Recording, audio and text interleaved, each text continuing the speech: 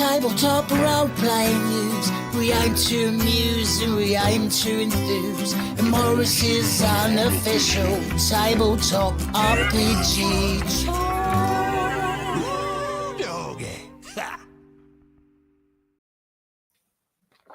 Hello, and welcome to Morris's unofficial tabletop RPG talk. I am being mauled by a dog. I am Russ, aka Morris, or Morris, aka Russ. And with me this week, apart from a dog, apart from Marvin here, is PJ Coffee from the Southampton Guild of Roleplayers and Homebrew and Hacking Tabletop RPG Design. I am not being mauled by a dog, which I like to say is a pleasant experience. You're pleased about that? I am very pleased that I'm not being mauled. I mean, I wouldn't describe you as being mauled per se. Possibly your personal space is reduced to, I don't know, 0.3 millimeters, and yes. Marvin is in that personal space and would like to introduce you to his tongue. Marvin does not understand the concept of personal space. Now then, Marvin, can you get off, please? Because I have to do a podcast. Off we go. Yes, Marvin, for those at home, is a rather adorable golden retriever with, as far as I can make out, an extremely wet tongue. Yes, yeah, his tongue is, and ever present. Still, what are you going to do? Oh, yes. Anyway. Sadly, we remain Jess Hancockless from EM Publishing due to having one of these so-called holiday things. Yes, she is still overseas enjoying the sun, but she's going to be back next week. Never fear. Mm-hmm. Things will return to normal next week. So we are streaming live, as always, starting at 2 p.m. UK time, 9 a.m. Eastern time on YouTube, Twitch, and Facebook. If you're listening to the podcast and you want to join us live, the link will be in the show notes if you want to join us next week. So everyone, welcome. And shall we get on with some news? A bold strategy. Let us commence. Okay, then. So, the first bit of news. Remember last week, we talked about Chris Perkins announcing his retirement from D&D. Ah, yes. At first there were 3, then there were 2. With Chris Perkins, that left only one big name, who we did mention has Jeremy Crawford. Jeremy Crawford. Oh, speak of the devil, a white man with glasses and a head with a little reminiscence of a sprout. No offense, Jeremy, but that's just a little mean. Well, okay. He looks like a Leonardo DiCaprio with thick plastic rimmed glasses. There you go. Okay. He says lovely things about your appearance. He doesn't know I exist, and let's face it, we're all much happier that way. Anyway. Jeremy Crawford has also announced that he's leaving the D&D team later this month. So perhaps he no longer wishes to answer questions on social media. Well, of the trio, so Mike Mills laid off in October. Yeah. Chris Perkins announced his retirement last week. Yeah. And now Jeremy Crawford has joined him. He is also leaving. So that's basically the kind of core sort of like senior design team on 5th edition D&D. I've decided to pack up and leave. He's gone. Yeah. He was let's see, what did he do? So he started, I think it was like 2007, something like that, working on 5e. So that's a good 18 years, I want to say, if my math is correct. And I mean, it's quite bizarre. Just I mean, like I said last week, that I thought, and I still think it's the case, because I think it was Mike Mills that posted on EN World that Wizards were offering some early retirement packages for some of the sort of older, presumably more expensive, designers and so forth. Yeah. Well, I can certainly. Yeah, I mean, there's a news item we've got coming up. I think maybe there might not be entirely unconnected.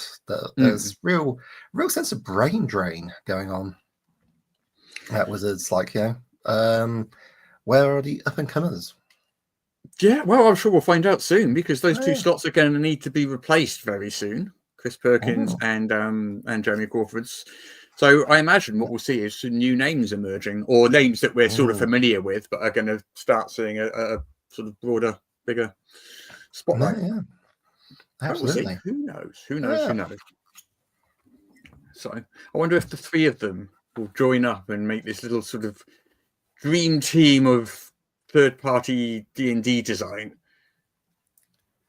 But I mean, to a certain extent, that happened with 13th Age as a response to 4th edition. Yeah, that is exactly yeah. So perhaps what they called I can't remember. Darien Press. Who are the Critical Role people? What are they called? I can't remember now. Darrington. There we go. Press, yes, yeah. Perhaps Darrington Press will hire them, and they will come up with an exciting version of D&D. Maybe. I mean, design people who leave D&D do have a quite strong track record of going into third-party publishing. Of course, yeah. I mean, it happens a lot. If you've got Hasbro and Wizards of the Coast on your CV, then got a certain cachet to it. Yeah, well, as we mentioned last week, Mike Miles is now working for Chaosium.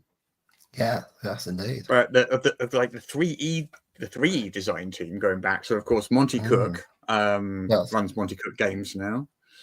Chris Perkins, Green Running Publishing. So as we just mentioned, 13th Age, which was a mix of 3E and 4E designers. Heinz and Tweet as well. Yeah. So it would not surprise me to see those three maybe do something. Absolutely. I'm sure that welcome opportunities to get the band back together. Yeah. Well, good luck to all three of them. Absolutely. I'm sure we'll be hearing their names again. I am sure. Yeah. Right. Yes. What other news do we have? We have lots of news this week, actually. We've got quite a bit of news about Dragon Delve. Yeah. I mean, let's talk about Dragon Delve. Okay.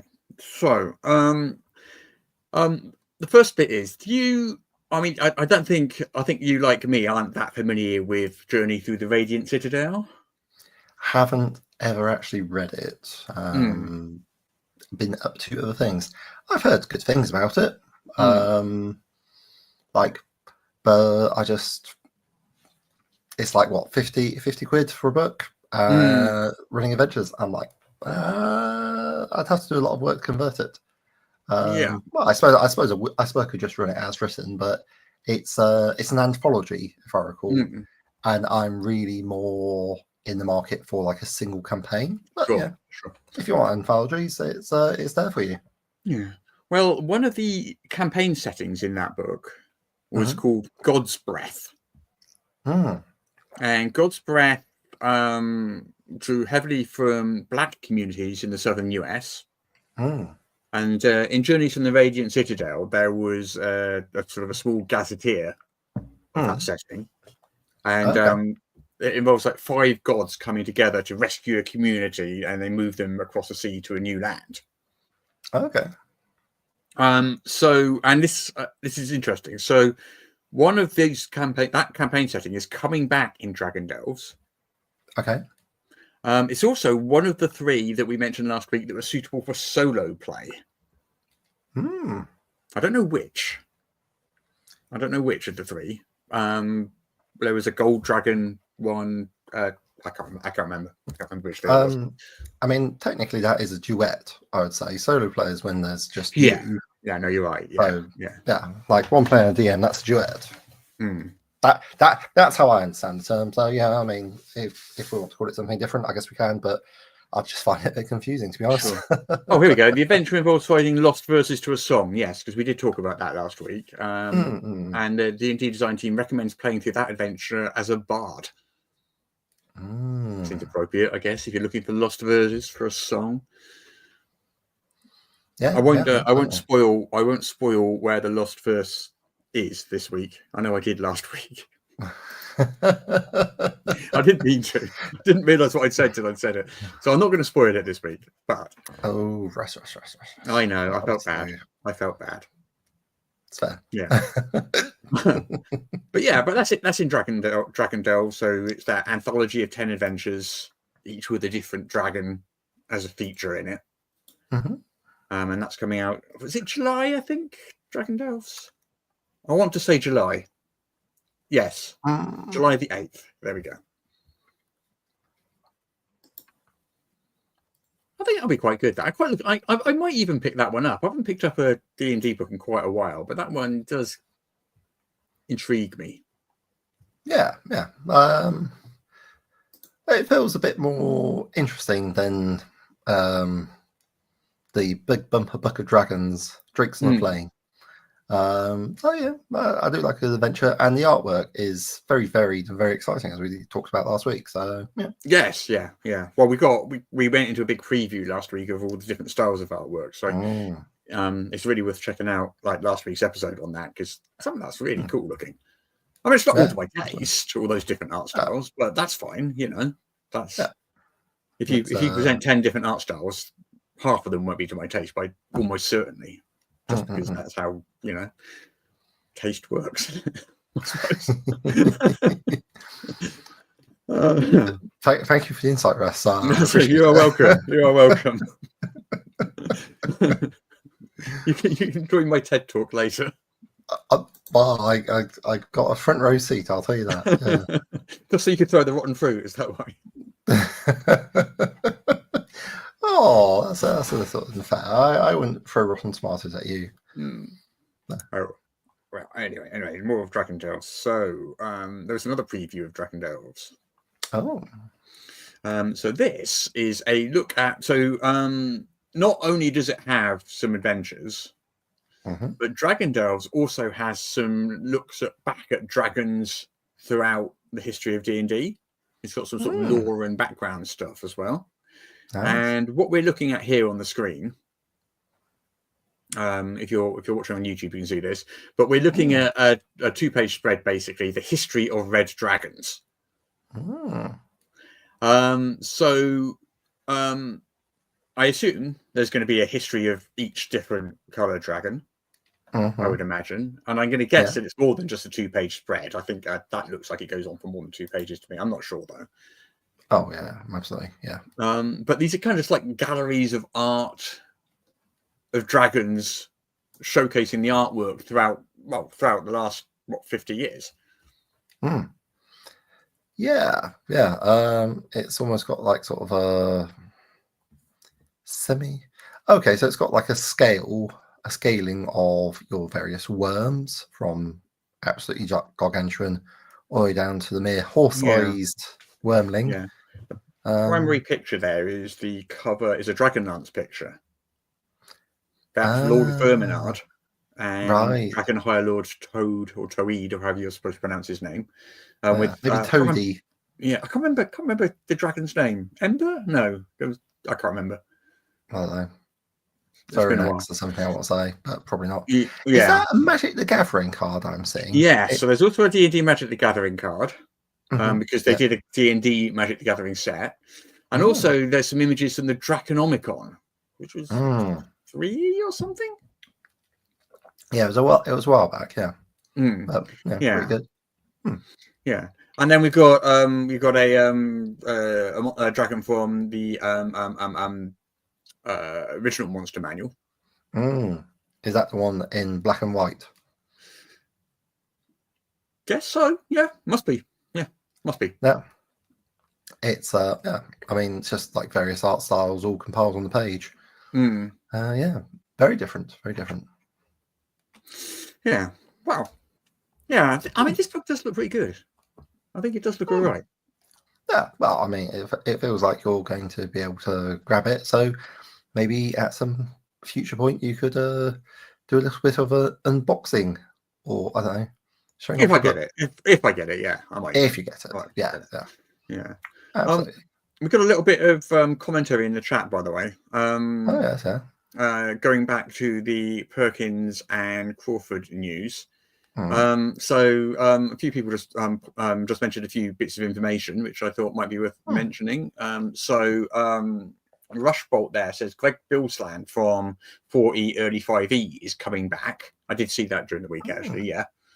So it's not just people leaving, there are people coming back. Okay, cool. Which, maybe to replace one of those, or I don't know. Why am I even saying that? Victor Gonzalez there says, didn't he just get promoted at Wizard of the Coast? Yeah, fairly recently, I think it was. Yeah. I'm not 100% sure. Well, perhaps with a promotion, he decided that the new work he was doing wasn't for him. Yeah. Or perhaps the offer of early retirement was just too good. Yeah. And also, Rushbolt says that the Godsbreath adventure is Iran written in blood, he says, from the Radiant Citadel book, which is the third level adventure in that book. There we go. Nice. Yeah. That's all he said. He hasn't said whether it's good or not, so yeah, I presume it's okay. Yeah. Right. Still, we are still on Dragon Delves. Because yes, we have got, the Beadle and Grimm things. They make big, exceedingly luxurious, expensive. Yes, but very well. Yeah. They're good value for money, I would say. I will say that I feel Beadle and Grimm do represent good value for money. It's just rather more money than I'm prepared to part with. Yeah. Oh, these are a very attractive shade of green. Yeah, so basically they do sort of great big luxurious feature-packed boxed sets of D&D adventures and things. Yes. And they always come with like cards and tokens and coins and maps and all minis, sorts of things, handouts and minis. Yes. Yeah. And they're always really expensive, like you say. They're usually like $300 or $400, aren't they? Yeah. But as I say, you do get an absolute jam-packed box full of the stuff. So they're proposing one for Dragon Delves. This one's a little more interesting because this is not actually the adventures. Oh, this is a DM's vault, right? Which is basically everything except the adventures. Okay, right. So needs a copy of Dragon Delves to be used. Yeah, so there's a note. It says the DM Vault does not include the adventure book. Right.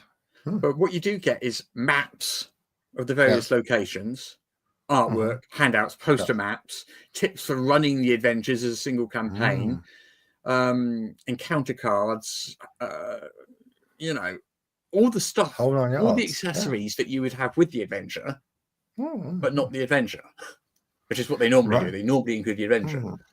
Yes. Well, I imagine they're not the happiest people in the world right now. I mention this because they've got a whole box full of stuff. And if I was going to make a box full of stuff, where I'd go? I'd go to China.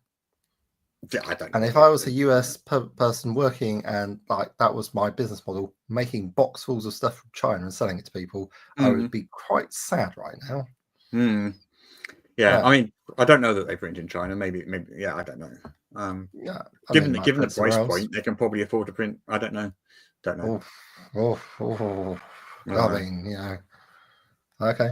If anyone has a copy of an older Beadle and Grimm box set to hand, if they have a quick look inside it and it'll say where it's printed. Yeah. I unfortunately I've never seen one of these things in the flesh. I've only seen pictures of them, so I couldn't tell you. And they're a bit expensive for me, especially for adventures that I don't often run published D&D adventures. The last one I actually ran was Curse of Strahd, so that's quite a long time ago. Well, you ran your own published adventure, but yeah.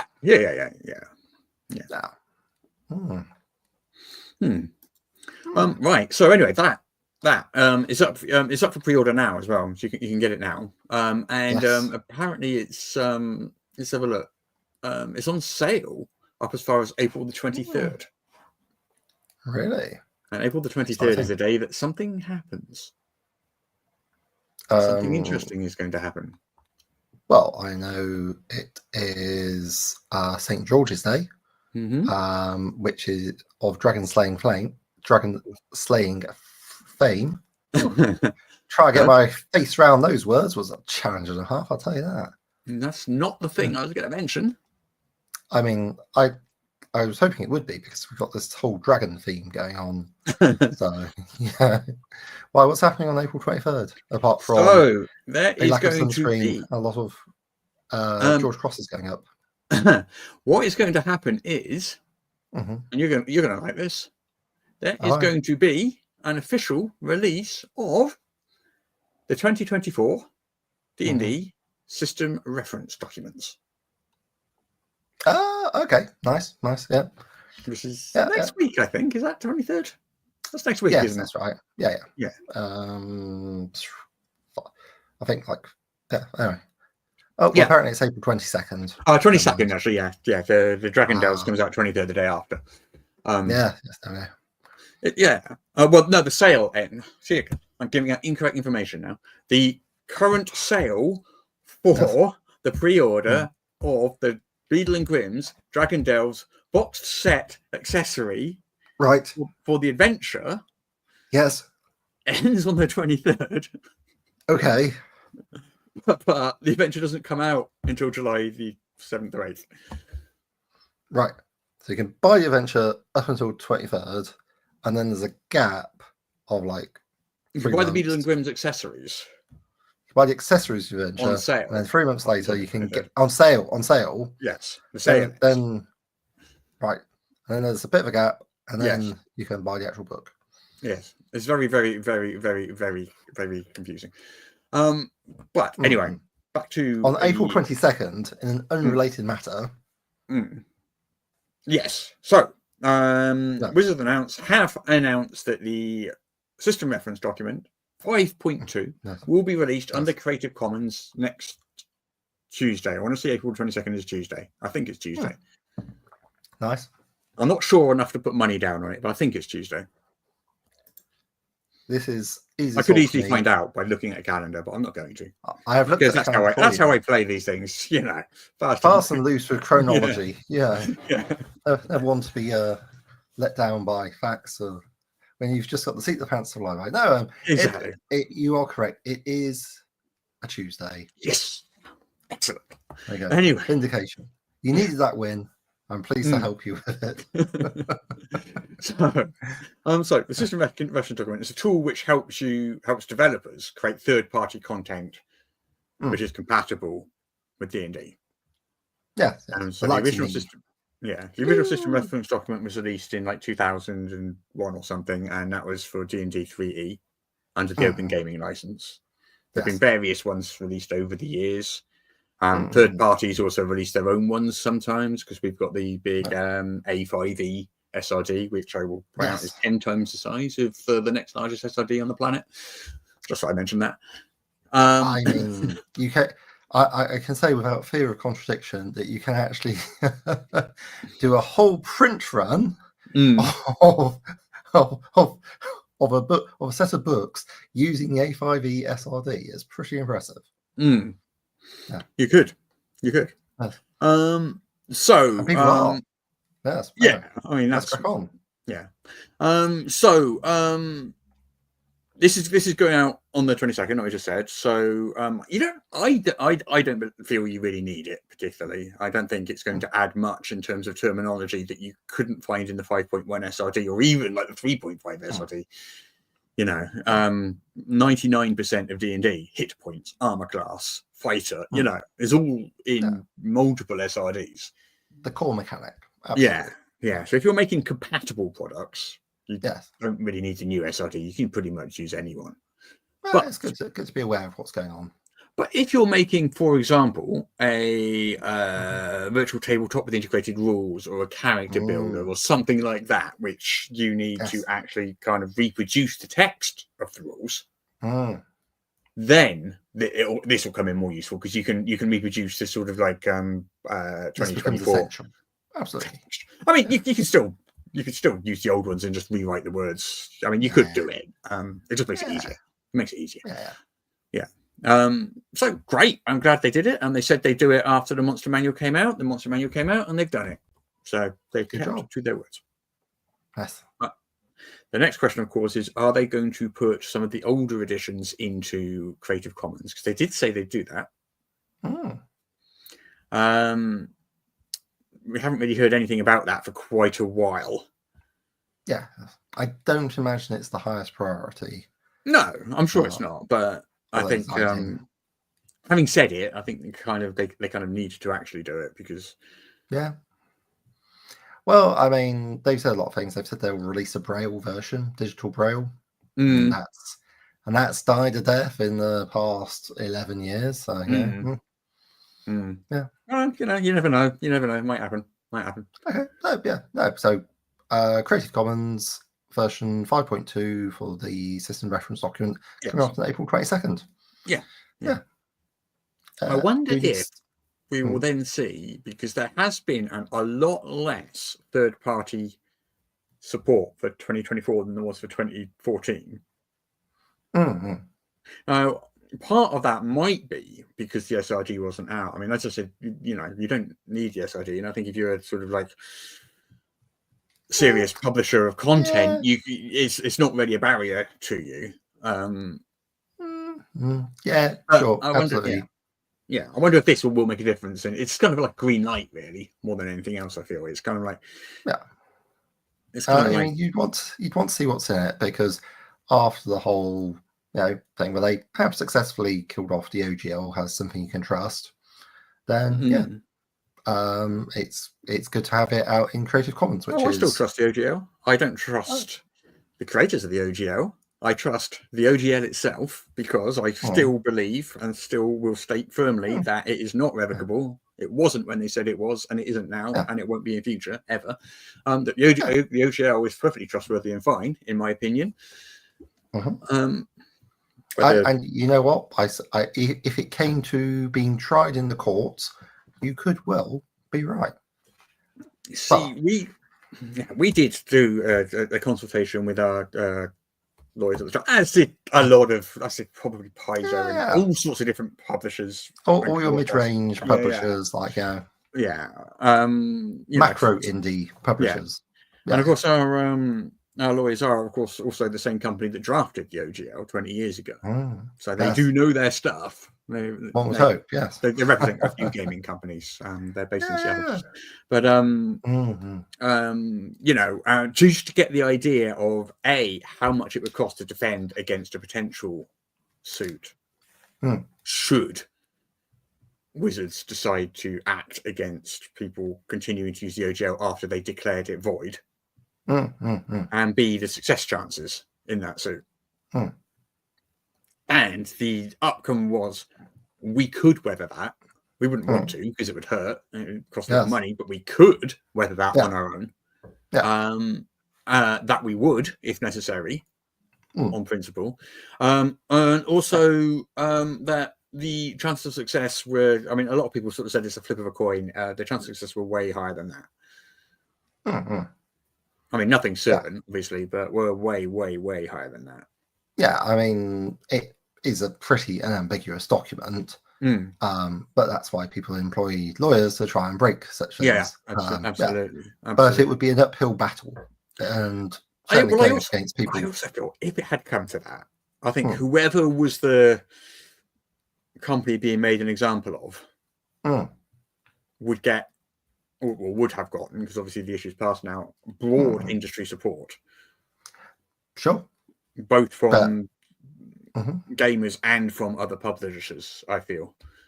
I'm sure they would, but obviously the question is, who wants that sort of smoke to actually stand up to it? How much free publicity is that for your game?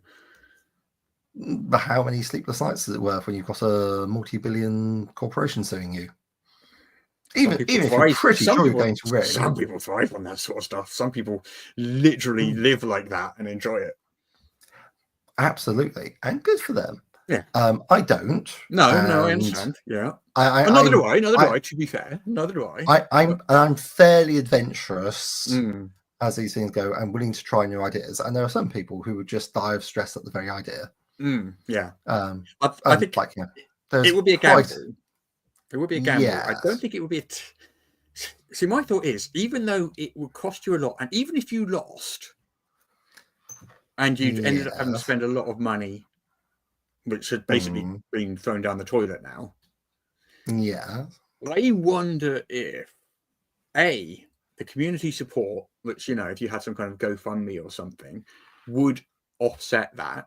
And even if it didn't completely offset it, whether the publicity of being that poster child for defending the OGL would be worth it. I wonder if we'd have a whole. I want to say Streisand effect. It's not the Streisand effect, but the act of trying to sue someone would in fact benefit them in the long run because. But I don't know. That's all conjecture, isn't it? It's all conjecture. There's a lot of conjecture, and like I say, I think different people, like if you're not actually doing it as a full-time job, of course, most of us do it for the love of it, and like has a sideline because we have other vocations which take a lot of time. So that's that. I think that does describe quite a lot of people because it's like tabletop RPGs, Russ. It's tabletop RPGs, like Chinatown, but different. Yeah. Anyway, that was a little blast in the past to the past there, but of course, it's not really an issue now because it is all in the Creative Commons now, and I would like to see someone try to revoke the Creative Commons. I think a couple of people have tried, and it went very badly. Yes, because the parties who use the Creative Commons are large and powerful. Yes, much larger and powerful than any tabletop gaming company. Which is why I am a staunch believer in the Creative Commons over, say, OGL or even ORC. I'm like, okay, well, I know how the Creative Commons works. It's pretty clear, unambiguous, and it's very solid. And that feels something that I'd be a lot happier trusting. OGL predated the Creative Commons. Oh, absolutely. Yeah, not by long. I think it's about a year or so, but it was kind of Ryan Dancy that first did that kind of viral open license sort of thing. Absolutely, yes. Maybe it was even an inspiration. Probably not. The overlap between big nerds using computer stuff and big nerds playing D&D, I'm gonna say is probably not zero. Well, maybe then, maybe. I don't know. Yeah. And it's like it's one of those mimetic ideas. For instance, like Ogham is like the old Irish alphabet, which came out as far as anyone can make out because someone said, "Hey, these guys, they wrote stuff, they got stuff, and they made marks on paper, and they could understand what it meant later." And I was like, "Oh, okay." And then sort of, I don't know, didn't really back engineer, but independently created it based on having heard of the idea, which I'm a big fan of. Yeah. Right. Okay. So, Errata. Everyone's favorite thing. Everyone. I do love an Errata. Everybody loves Errata, and there's some new D&D 2024 Errata. Yes. Sure. Let's have a look at what's in this. It's quite a sizable chunk, so I don't think we can really go through it all. I mean, it's no Pathfinder Second Edition Errata. No. That was a big old boy. Yeah. I mean, there's the two big changes that have got sort of quite a bit of talk. Yes, yeah. If you want to lead off with those, I have been having a look through it, and it does give it. There are some things which I feel is maybe like just my perception, but might be relevant to talking about it. Sure. Yeah. Well, the two big ones, the conjure spells. So the conjure elemental, conjure fey, conjure minor elementals, and conjure woodland beings. Those have all received basically debuff. Yes. Yeah.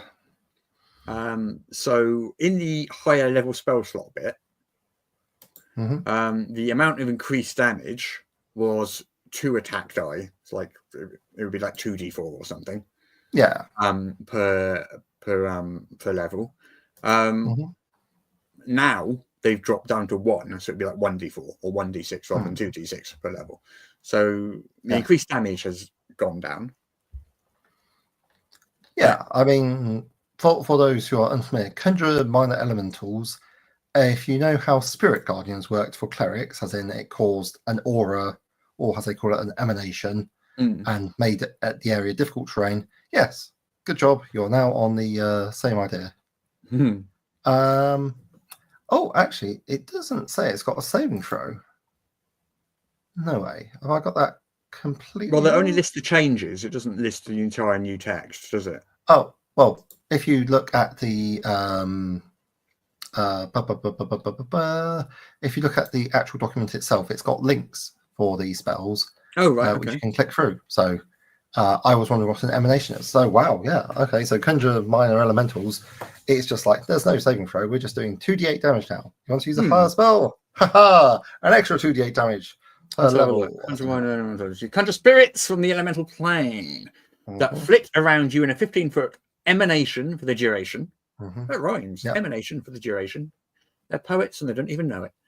Until the spell ends, any attack you make deals an extra 2d8 damage when you hit a creature in the emanation. This damage is acid, cold, fire, or lightning, your choice.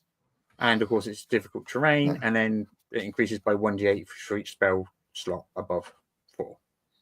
Previously, 2d8 for each spell slot above 4. Yeah. Which is a hell of a blender. Yeah, and of course, Conjure Woodland Beings is pretty similar. Nature spirits fit around in a 10-foot emanation, again for the duration. I love that rhyme. Let's have a look. Whenever creatures enter the emanation, they make a wisdom saving throw or take 5d8 force damage. And that increases by 1d8 for each spell lot above 4. So presumably before it was 2d8. Yeah. So that's happened. Yeah. Whereas Conjure Fey is less of a blender effect and more of it creates a Fey creature.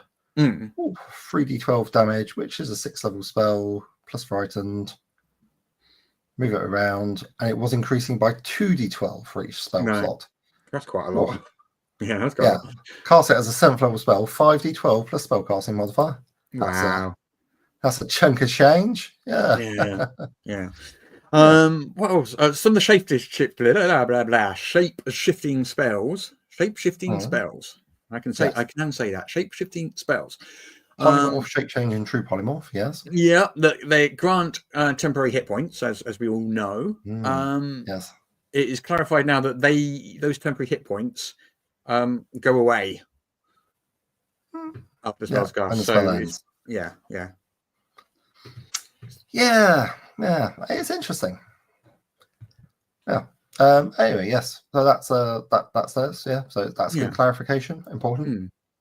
The other big one. I mean, there's quite a few things. So if you want to call out a couple that in a second, strike you. But the other big one that everyone's talking about is the hide rules. Yes. So right, I have to admit that I'm not 100% following the nuance of this. That's unfortunate. I was hoping you could explain it to me. Yeah. So basically, what's happened is right. Let me get the actual text. I'm not going to try and summarize it. I'm going to get the actual text, and for those Appendix C, the rules glossary. Yeah. Those watching, I'm going to post this on screen as well, so you can see it because we can do high text. Still my beating heart. Yeah, clever stuff. So here we go. So the hide action on page 368. Sorry, that's covered up your face. I do apologize. That's okay. You're kind of hiding behind. I'll get rid of it in a second. Actually, how about if I do that? There we go. Instead of saying you have the invisible condition, it says you have the invisible condition while hidden. Yes. And then instead of saying the condition ends on you, it says you stop being hidden. So there's a nuance there in how that plays logically, and I keep reading it and rereading it, and I don't quite get what the nuance is. Well, I suspect we'd probably have to see the actual rules text to make a bit more sense of it. But one doesn't have the text. If someone casts see invisibility, that wouldn't necessarily break your hiding. Well, it says you have the invisible condition. Oh, right. So, well, no, it says you stop. Yeah. Oh, I don't know. Like I say, I need to see the rules text to be able to try and work out why this was a problem. But I haven't seen the rules text, though. I don't know. Yeah. Tricky. I am mildly confused. I mean, I'm probably just showing my age, but I don't understand why being hidden would give you the invisible condition. It did in the pre-errata version as well, I believe. Oh, absolutely. But like, I didn't understand why it gave you the invisible condition then. So, well, yeah. The 24. Well, I mean, can we talk about the 2014 edition? Like, because it does feel like quite a. The subtleties are many, and yeah, I guess it's just like the transition from a more natural language text, which they're very keen on, to realizing that it's a game Keyword system, text. and yeah, you have to keep it keyword and try and break it down. Yeah. I mean, I've seen quite a few people discussing this about like the change from natural language to basically 4E style keyword text. Yeah, which I guess makes it easy to program. Yeah, I guess. Yeah. I think it makes it easier to. It removes ambiguity. Yes. It makes it less pleasant to read. But I guess its primary function is not to be read; it's to be played, I guess. Yeah, I mean, it sort of changes the tolerances of the game. So, like a tolerance, I'm using in the engineering fashion. So, say you've got like I don't know a 5mm thick rod, and you need it to go in a hole. If you have a 5.1mm hole for it to go in, that's a very fine tolerance, or maybe not even that fine, depending on what you're doing. But it's like pretty fine. If you've got a 6mm hole to go in, that's much less of a fine tolerance. It's all going to depend upon what exactly you need. So the old version, 2014, had a wider set of tolerances, and hence rulings, not rules. You could interpret and use whichever tolerance you felt best suited you, whereas this appears to be like trying to shrink down those tolerances to make it better, which is fine. But in the example I gave, if you got a bit of sand or something on your 5mm rod going into a 5.1mm hole, it's going to have a problem, which you just don't have with a 6mm hole. Do you follow what I'm saying? Yeah, different tolerances. So this is refining the tolerance quite a bit. So Mike Merles commented on this on EN World. He posted a thread talking about it, and I'm going to post this one up on the screen as well for those. I'll read it out, but I'm going to post this on the screen for those for people to read. So Mike Merles said, I think this cleans up some of the wonkiness around using invisible for hidden creatures, but also introduces hidden as a pseudo condition. There might still be some tension within the rules. For example, can a creature that has the ability to see invisible automatically find you? And he says that reading the rules, he thinks the answer is yes. The hide action specifies that you stop being hidden if an enemy finds you.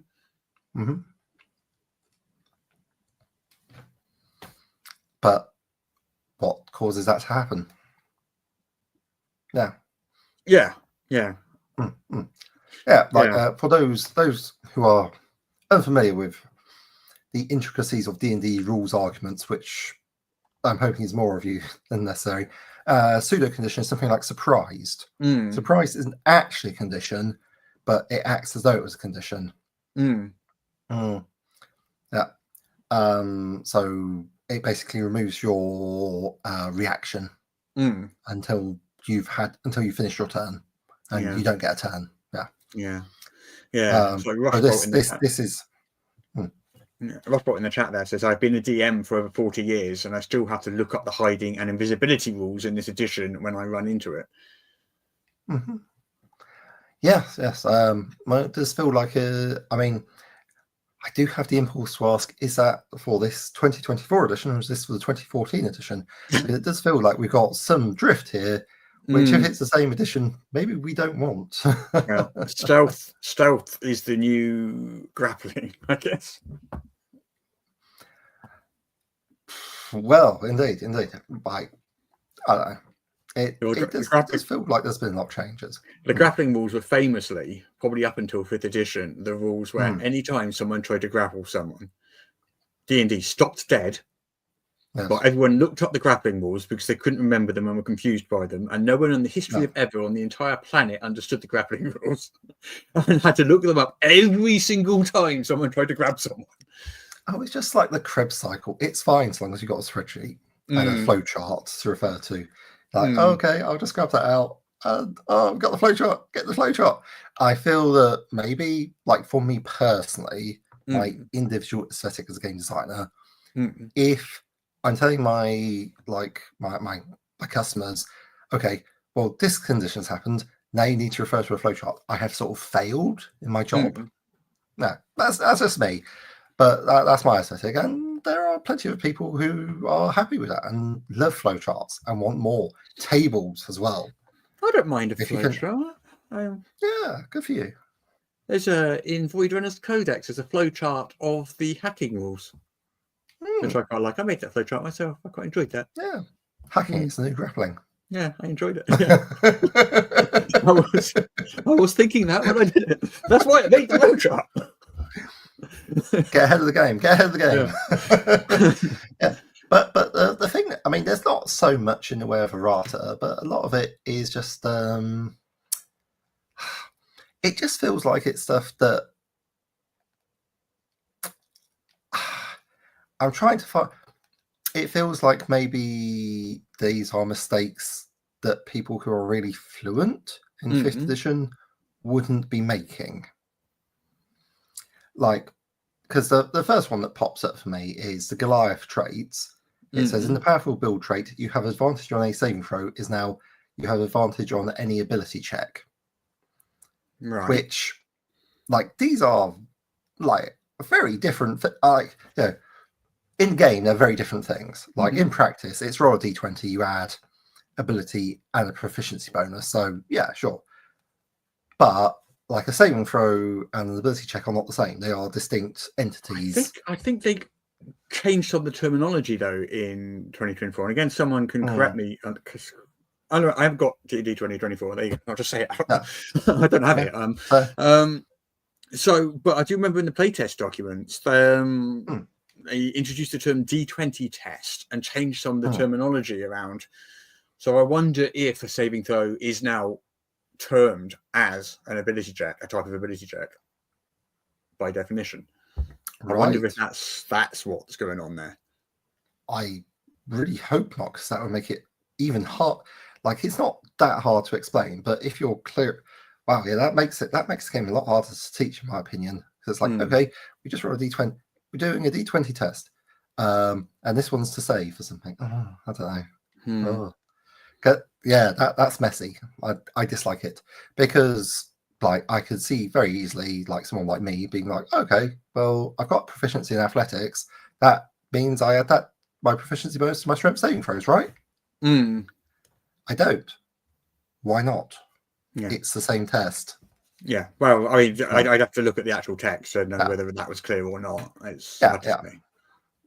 But like I say, that this is the sort of mistake that I wouldn't expect to see. And there's like stuff like, I mean, there's some clarifications, but it's just like there's a lot of like really honing it down. But things like Conjure Elementals and Conjure Fae, it's like these are big numbers that they're throwing out initially, and people have said, "Wow, those are huge numbers." And it's like, well, yeah, they are huge numbers. Why didn't you notice that before? Like, this is like a big break for design. Did you just want to throw it in and just have super high damage spells? Like, that doesn't feel very, especially because it's like spells which don't have a saving throw. It's automatic damage. It's ridiculous. Like, I'm not saying I don't like it, but I am saying it's ridiculous. So yeah, it's like they made some big changes, and I don't. Yeah, it just feels like the editing wasn't there almost. I mean, perhaps I'm wrong. Well, like you said, it's a lot less than Pathfinder 2E did, and and to be honest, it's less than we did in A5E as well. So you know, I can't really throw stones in this particular situation. That's all right. I've got my own sets of errata and so forth, but yeah. So Pathfinder 2nd edition, Going back to that metaphor of tolerances, extremely fine tolerances because of the design that went into the game.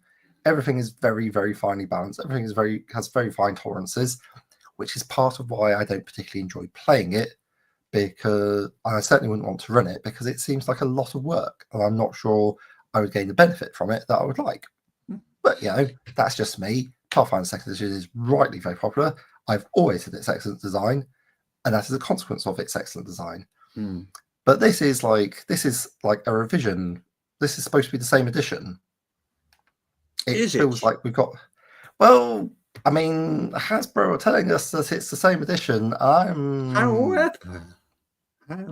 Wizards of the Coast is going to be publishing very shortly a conversion guide for updating game content from the 2014 edition to the 2024 edition.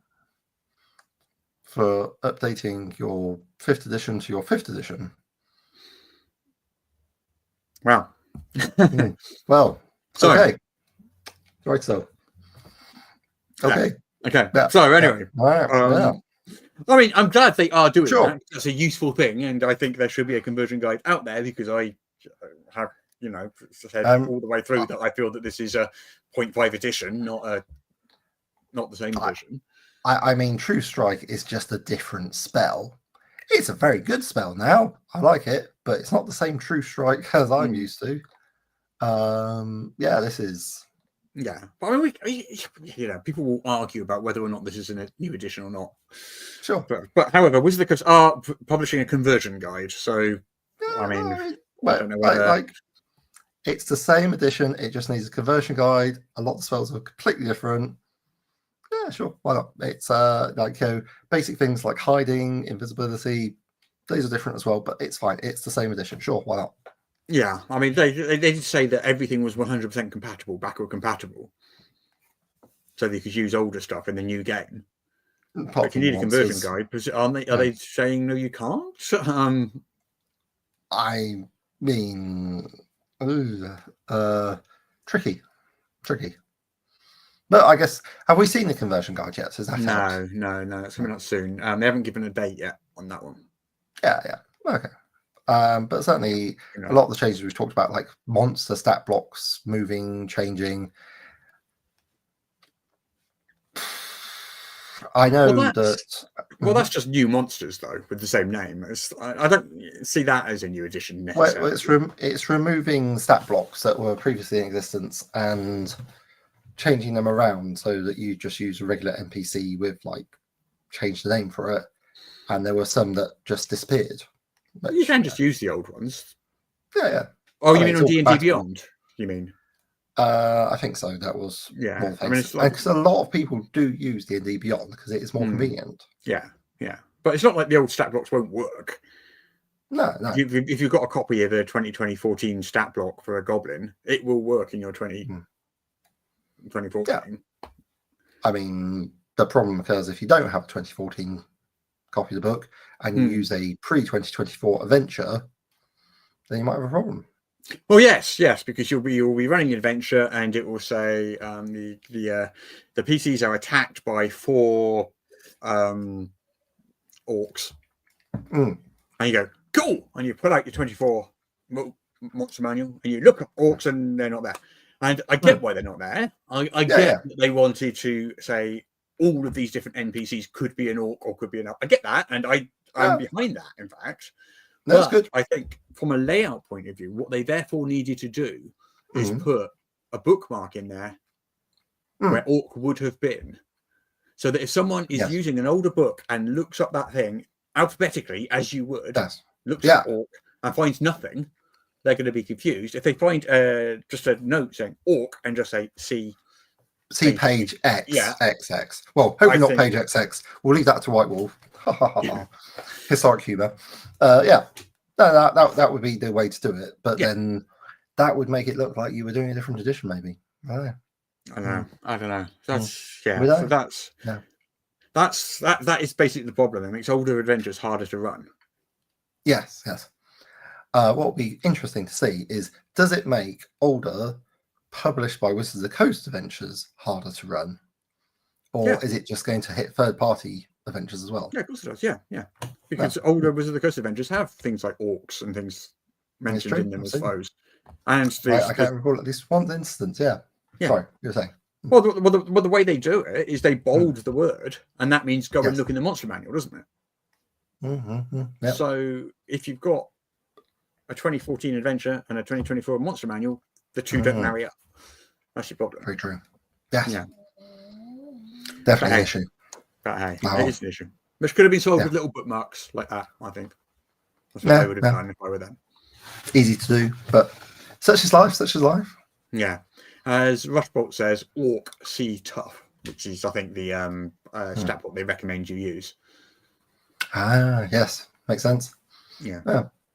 And maybe I hope somebody's had the opportunity to take advantage of Treasure Hoards on page 121, where it was 88 times 10,000 gold pieces, and it's been reduced to it's just like one of those anchoring effects where, like, if you hear a high number first, you want that high number. If you hear a low number first, you want that low number.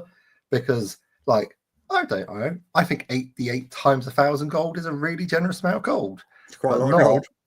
Not when it was previously 88 times 10,000. I feel suddenly wrong. I mean, that could be 64,000 gold. As opposed to 640,000 gold, which... These are different. In D&D, what are you going to do with 640,000 gold? Well, you're not going to be able to buy it. I mean, do they have prices for magic items now? Don't know. Do they? I mean, maybe you could spend it on your hideaway, your fortress, your clubhouse. I don't know. Have you got rules for that? Your bastion, yeah. Yeah. Yeah. I mean, like if you play Advanced 5th Edition, you can spend it on vehicles, fortresses, public works, buying magic items. Yeah. Yeah. Anyway. Right. I think that's the main D&D news. We've got some tariff news coming up, but should we break up the thing with a bit of sort of like more cheerful stuff? Because you posted a Kickstarter. Yes, I thought it was quite adorable. Okay. Look at that picture, and do you not immediately feel like a little bit better?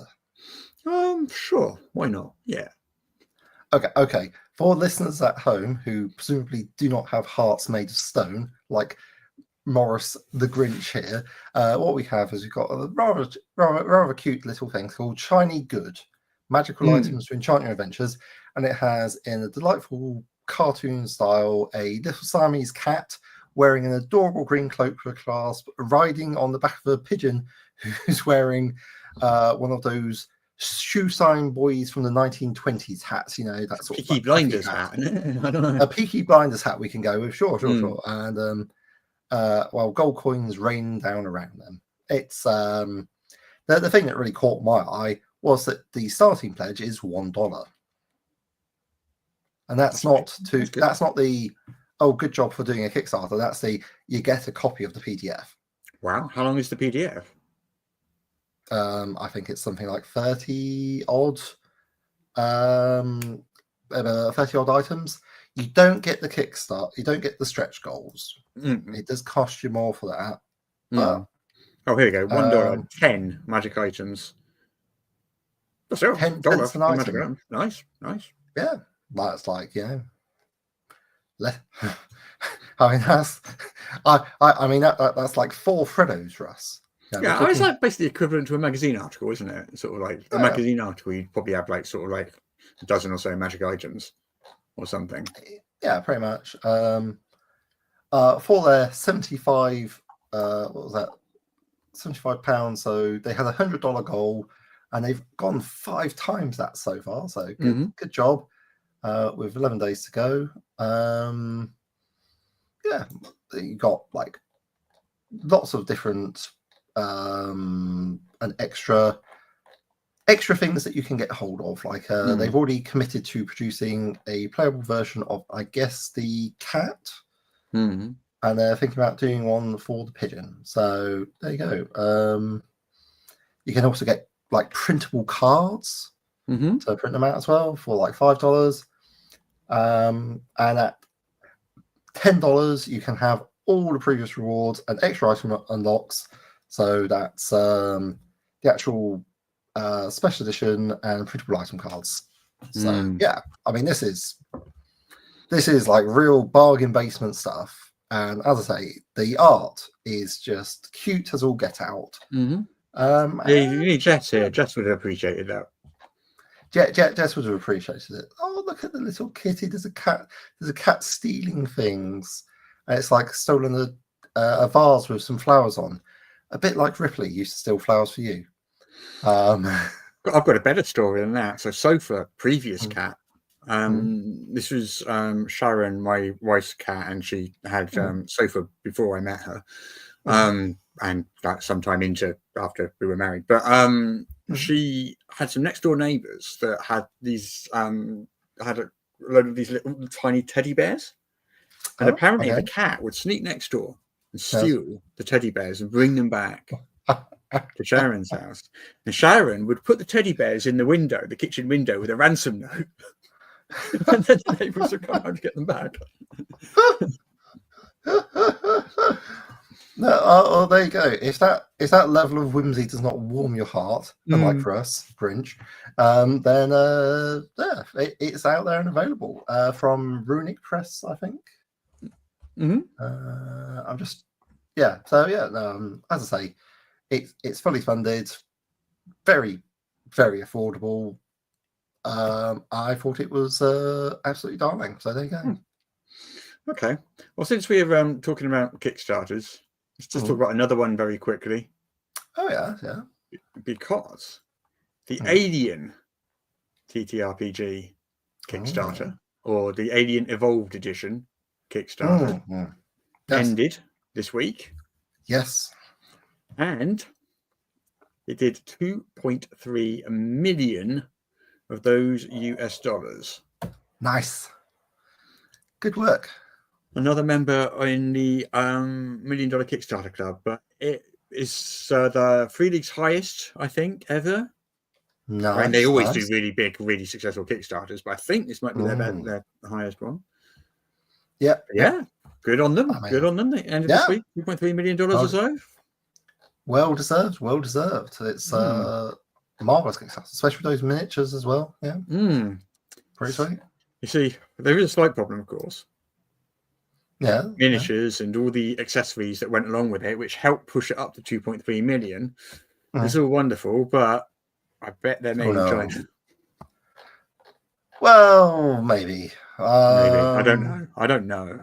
But possibly, like with 3D printing. No, I don't know. I don't think those look like 3D printed sculpts to me. No. Those are probably injection molded. But again, this will be a year out, won't it? You know, the Kickstarter's now will be a year out. Who knows what's going to... Yeah, I mean, it could literally be anything, you know. Goodness. The situation is unnecessarily fluid. Yeah. Are we talking about tariffs now? Shall we? Yeah, why not? Yeah. Brace. Hey, okay, so... Let's talk about legal stuff. Yay! Tariffs Best podcast ever. Well, we've got two subjects here, basically. Yes. Tariff definitions, and also how some disastrous effects it's had on some publishers. Right. Yes. Let's start with this one. So, do tariffs apply to RPG books? It's a question you might ask. I mean, it seems pretty important. Yeah. Well, when the tariffs were announced, everyone went into a big old panic. Yes. And then people started passing around this, I guess it's a exemption document. Okay, yeah. So the exemption document had hundreds and hundreds of things in it, but only a few things mattered to us. Yeah. And those items, as you can see on screen here now, was an exemption list, which includes printed books, brochures, leaflets, and similar printed matter in single sheets, whether or not folded, and printed books, brochures, leaflets, and similar printed matter other than in single sheets. Two categories of item. I see. So one would think an RPG book would almost certainly fit within those categories, would it not? I mean, it is a printed book, and it's generally not in a single sheet. But also, even if it wasn't in a single sheet, the other one is other than in single sheets. Whether or not folded. Yeah, so, okay. I'm not sure why you need two separate categories there, rather than just remove the reference to single sheets and just have one category, but still. Okay, so are both of these exempt from the tariffs, potentially? Are they? That's a good question. That is a good question. You see, there's a pair of rulings back in 1989 and 1991. Okay, right. And these were Columbia Games and West End Games, respectively, were importing books to the US. Yes. Both RPG companies. Yes. And according to the US Customs and Border Protection Agency at the time, they did rulings on both. And in both cases, they classified them not as printed books, brochures, leaflets, and similar printed material. What? But as arcade, table, or parlor games, parts and accessories thereof.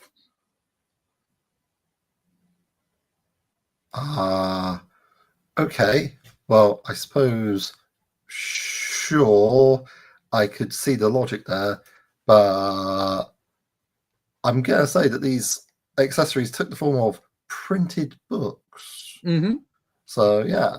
Like, I mean, maybe he has a starter set. I could see you going into all sorts of trouble there. That'd be okay. So, sure, US Customs decided that they hated twice. They did RPGs.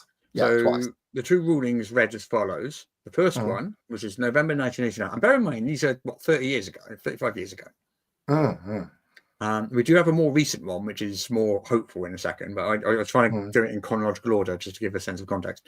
So the 1989, they said, in our opinion, in the ruling, and you can read the entire ruling. There'll be a link in the show notes, and you can read it because it's a document. But the ruling, in our opinion, heading 9504 provides the more specific description of the merchandise in issue. The modules enhance fantasy gameplay. They were not designed for passive reading. That was the first judgment in 1989 as to why they classified them as basically table games, parts and accessories thereof. All right. Yep.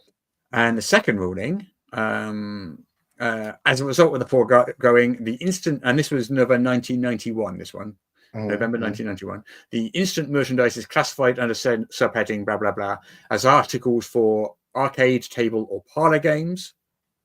The applicable rule of rate of duty, therefore, is blah blah blah. So twice they did that. Yeah. Said these are not books. These are game accessories. So okay, so presumably that's like, we'll just charge you the higher rates because we can argue that they're game accessories. Because, like, to be very clear, these are going to be books. I can't speak to motivation, but that's what they said. But yeah, sure. Like they hold it was applicable to, but despite the fact that they are definitely books, they also felt, yeah, sure, okay, things can be more than one thing at a time. We recognise plurality of identities on this show. Yeah. So if they are classified as the title arcade, table, or parlor games, parts and accessories thereof, if they are classified as that rather than as printed books, yes, that means books printed in China will get that full 145% tariff. Oof. Yeah. Which, to remind everyone, you take the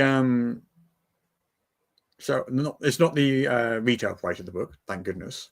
It's not the sort of 40 or 50 retail price of the book. It's the print manufacturing price of the book. Yeah. Or the shipment, basically. What was I saying? I've just lost track of what I was saying then. You're explaining that the tax that the US government puts on the goods is equal to the manufacturing cost rather than the retail cost. Yeah. So we gave it ourselves as an example last week, and we had a $20,000 shipment coming in from China. 145% of 20,000. I mean, 20,000 is what the printer charged us. No, it's not what we're selling it for, because obviously there are a lot of costs that go into making an RPG book, as well as the print. To write it, art, layout. Yeah, long-time listeners to the show are well familiar with the fact that it's quite complicated, tricky, and difficult to make an RPG book. And costs money because people have to do it. Yeah, but the tariffs are concerned with the physical object, not with the intellectual property. So the cost that they're concerned with is the cost of physically making that book, which was 20 grand for the shipment. And so 145% of 20 grand is, off the top of my head, what, about $30,000 dollars, isn't it? Yeah, it is. So basically, you pay $20,000 for your shipment, it ships to America, then you pay another $30,000 at customs. So you're paying now $50,000 in total. Yeah, produce your books, not $20,000. It's an insanely large amount. It's as we said last week, it's trade stopping amount. At that point, trade has stopped between China and America because it can't it can't operate under those. No, because I've seen some people sort of say 145%. Oh, so basically the price of the book will go up by 1.45, by 1.5. No. It's 1.5 added to the price of the book, not times the price of the book. So you've got to add on the original price again. So if you had a $50 book, then you'd be paying $125. Is that right? Correct. Yeah. Right. Yeah. Well, I feel that there's a monkey paw somewhere which has folded in, as people said. I wish we could charge more for RPG books, but that's not like that. Not like that. Yeah. Well, anyway, let's move on a few years. Okay. Last year. Is there hope, Russ? Is there hope? There is hope. Last year. Good. A Shadowrun supplement was being imported. Right. By Catalyst Game Labs. Yes. And this book. Yes. Was categorized in the aforementioned category, the printed books, brochures, leaflets, and similar printed matter. Right. Someone looked at it and said that is a book. That is. So therefore, what they said as a book. Yeah. So what they said was this ruling only takes into consideration the books when imported separately. So if you import them along with other stuff, they're sort of saying in that case they are an accessory to a game. So if you imported them with a pile of dice, yes, then suddenly it becomes an arcade or parlor game. Yeah. But if it's just a book, then it's clearly just meant for your solitary reading. I don't write. Okay, so no. All right, I'm just trying to make sure I understand. And they're like, okay, so that's the little fiction that you've got going on. All right. Yeah. Cool. So there is hope. 35 years ago, they turned around and said, no, these are most definitely 100% games. A year ago, they said in some circumstances, as long as they've been imported on their own, they are books. Who knows what they'll do now? I mean, I guess you won't. By the end of this podcast, who can say? Yeah. Well, I guess the only way to know is to actually import something and see what they do. Great. Yeah, no, that's awful. Yeah. Has anyone tried importing anything? Well, this is where we get into some really, really, really unfortunate news. Oh no. Okay. So, okay. So, remember big Kickstarter last year, Gloomhaven's second edition. Yes, which is a board game, a very well-designed board game, very popular board game, reprint of this board game, and they whacked a tabletop RPG on top of it. Much like you might find a fly on top of a watermelon. Yeah. Well, as I mentioned earlier, we have a $20,000 shipment, which could potentially cost us an additional 30. Oh no! Yeah. Now imagine you are Cephalofair, the publisher of Gloomhaven, who currently have a $1.2 million shipment. So that would be an additional $1.6 million, nearly an additional $2 million, basically 1.8 or something. What? Yeah. Okay. So 1.8 million plus your 1.2. Yeah. So that's like $3 million. Wow. Okay. Okay. Yeah. This is like, I mean, this is a big shipment. It's like 25 to 40 foot containers. These big containers. They're like 10 equivalent units. Yeah. We see them a lot in Southampton because we see some shipping coming out of here, commercial shipping. But yeah, containerized shipping has revolutionized logistics. Those things. Did you take that picture yourself, Russ? I did not. Sorry, Russ has just thrown up some containers stacked in the pile. Thank you for that important visual aid, Russ. Yeah. So anyway, this shipment, the Gloomhaven 2E was supposed to go into retail in May, which is next month. Yeah. It is now stranded in China. Yeah. They can't move it. They can't. They can't ship it to America and just pay an extra $1.8 million just like that. They just can't do it. And if they could, they won't do it. It's. I mean, who's got $1.8 million down the back of the sofa? You know what I mean? Goodness. Yeah, exactly. Yeah, it's terrible. It's terrible news. I mean, Cephalo Fair Games, are they an American company? I don't know. I mean, possibly. Yeah. I think so. Yes. Yeah. So that's an American company that's been roundly beaten by the American taxes that have been imposed on them. Damn. So that's not the only one, though, I'm afraid. Oh no. Okay. Yeah. So who else has caught it in shorts? So Cephalo Fair, a $1.2 million shipment of games stuck in China. Yeah, unless they can find an extra 1.8 to pay in purely taxes. Wow. Yeah. So we also have Alderac Entertainment Group delaying US fulfillment for some games that I've not heard of, but Dead Reckoning, Port of Call, and Thunderstone Quest Rise and Fall. Right. So the rest of the world's getting the fulfillment on time, as normal. Yeah. Generally, they'll be distributing them from, I don't know, UK. Relevant hubs. Who knows where. Yeah. But basically, the US ones are just on hold. They can't ship them to the US. So if you're in the US, you're going to have to wait. I don't know what size of shipment this is or how much this one is worth, but AEG is a big company. It might be similar sort of size to Cephalo Fair, maybe not as big. I don't know. I mean, Gloomhaven Kickstarter was pretty successful. It was. It was big. Yeah. But so maybe less than that. But still, it's like the fact that game company is like, well, we just can't afford it. Damn. Yeah. I know, it's terrible. And then we also have, this is even worse news. I'm afraid it gets worse. So, Greater Than Games. So, Greater Than Games. Let me just call up an image. Yes.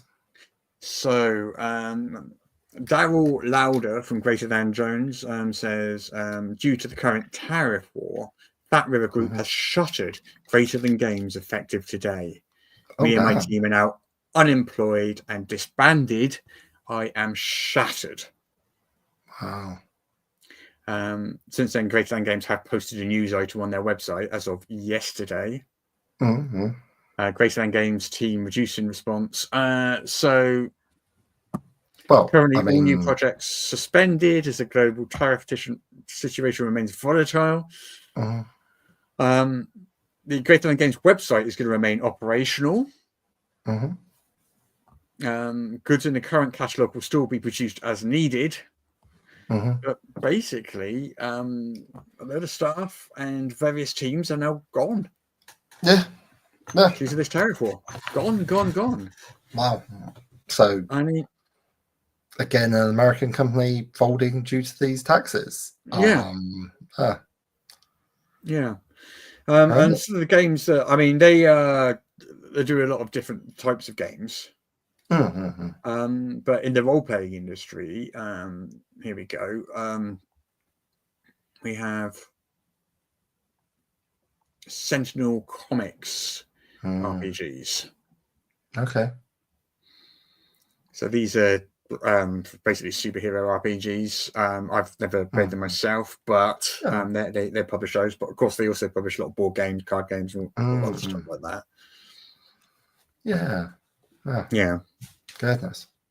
That is a big problem. So these tariffs are starting to really, really, really, really hit people badly. People are losing jobs. Shipments are getting stuck in China. You know, it's they did Sentinels of the Multiverse. Oof. Oh, and Spirit Island. Goodness. Yeah, so I was taking a quick look to have a look. Yeah. Well, I mean, these are very successful, very cool games, which are fun and easy enough for even someone who's not particularly good at or interested in board games to play and enjoy. Like, lots of fun playing Sentinels of the Multiverse, and now it's gone. No more. Wow, hell of a thing. Yeah. So this tariff stuff, not great. Not great. Mildly. No. Not great at all. Yeah. So anyway, that's the bad news. I mean, we had to talk about it. I'm not sure we'll be talking about it next week as well. This stuff isn't going away anytime soon, I don't think, is it? Well, I mean, is it not? Because there's no structural reason why it has to be in place. We can't really talk about the ins and outs of it, but this is like a political decision. There's no like, it's not like with the COVID crisis, the shipping, people could not process those ton equivalent unit containers quickly enough. They all needed disinfecting. There was a global pandemic on. There was a significant chance that people could die if those weren't treated properly. That was a reason that, all these containers got backlogged and ended up stuck in places. But here it's just like it was input on a whim. It can be taken out on a whim. There is no reason. Well, yes, who says it will be? And even if it does, like in a month or so, go away, there's still going to be a backlog. Oh, indeed. There's like, I mean, is it retroactively going to be removed? Like, do you just, like, I know EM Publishing has been hit with this because your stuff's on a boat. So like it's coming. So like, will it? So it's not physically on the boat yet, fortunately. We've told the printer to hold off for a little bit while we wait and see what happens. They were emailing me just this week saying, "What do you want us to do with these things?" And I'm like, hang on. So basically, what we've said is, we might ship to the UK, fulfill Canada from the UK, but have to hold the US stock until the situation changes. Until it won't sink your company to actually do the fulfillment. Oof. Terrible situation for everyone concerned. Absolutely wild. Like I say, I mean, it's like there's no structural reason for it, like, and the given reason about balance of trade, it's nonsense. Like, doesn't make any sense. And even I can see this. I'm just some random. And it's all. But I'd say it's all arbitrary. It could be removed arbitrarily. It put in arbitrarily. It can be removed arbitrarily. It's just a matter of politics, which is outside of our country and therefore outside of the remit of this podcast to comment on.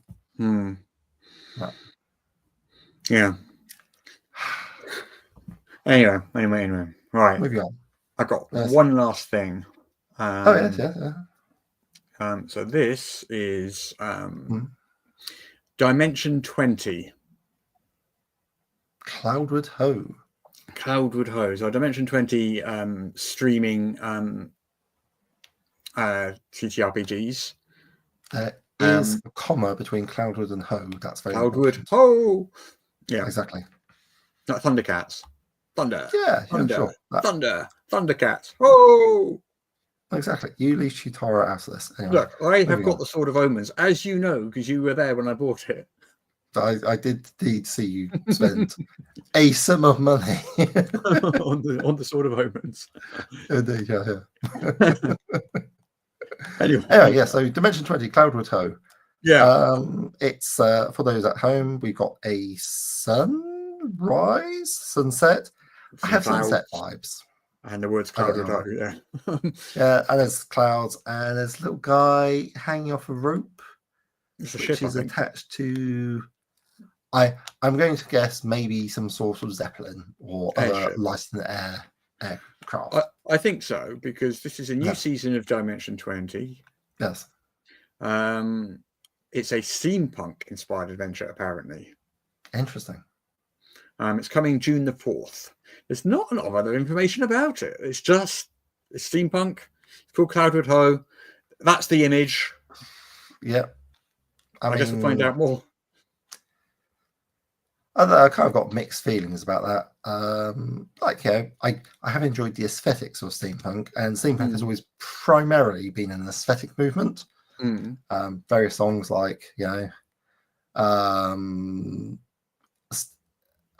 whack a cognate and call it steampunk. This will fetch a pretty penny on Etsy, being a well-known song. I'm quite a fan of the Men That Will Not Be Blamed for Nothing, that were also adopted the steampunk label briefly, but have since dropped it because, as people say, oh, okay, so what's the aesthetic? Sort of Victorian Britain exploring, and then they started looking at what Victorians actually did, and they're like, oh no, and yeah, that's about the size of it. I don't really want to harp on about it, but oh no is a pretty reasonable response to what did the Victorians get up to. Yeah, it's not great. So this is. Well, sorry, I didn't quite mean to show that quite yet. That was the next thing. Okay. Well, I hope that they handle the subject matter sensitively. It feels like there's going to be a lot of inherent discussion of colonialism, which is a big part of the theme of the empire upon which the sun never set, when British people went around the world. I don't know. All you've seen is a picture of some clouds and the words Cloudwood Hoe. I mean, and you're making a lot of assumptions there. Based on no information. I am not assigning anything to steampunk that isn't part of that word. It's like, it's got a lot of baggage going with it, man. Like, I mean, like I say, I like the aesthetics. I quite like laptops which have brass and wood finishes and mechanical keyboards. Those are cool. I like them. It's just, and the rest that goes with it is less good.